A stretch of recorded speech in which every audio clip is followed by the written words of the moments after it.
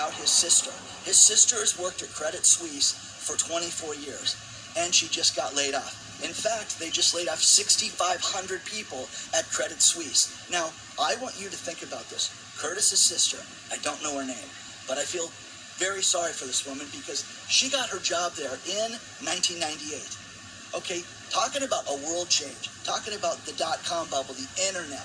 You think about this, the fax machine was the best technology back then, and think of everything that's happened that she's had to learn during this time. But how does that woman get a job after 24 years someplace else? That's crazy, guys. You're going to see this more and more.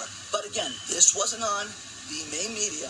I had to have this sent to me from somebody, and it was out of a site through a Malaysian HR site. That's crazy, guys.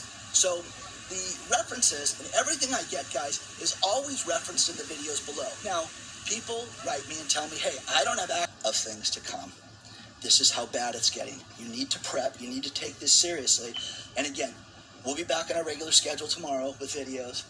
But I needed to cover this for you guys today because it's getting crazy. But Credit Suisse laying off 6,500 people and having it go below the radar is nuts. It's absolutely nuts. These are not 6,500 baristas. These are major wage earners for an international bank that is folding, that is having serious trouble with the economy and with the marketplace, to say the least. Okay? Now, as we look forward to the second half of the year, 2022 will remain one of transition for the company here and investors trading down Credit Suisse here. Well, there's no surprise here. I think Credit Suisse continues to be viewed as one of the worst run Wall Street banks around, whether it's on the expense front, how they handle employees, in terms of the executive team, in terms of the bottom, even well down the rung.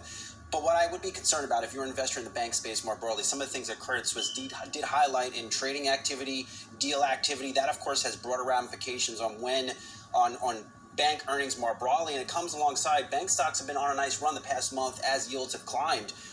And I think some of these bank investors could be surprised when these companies report in a few weeks. Maybe so. And we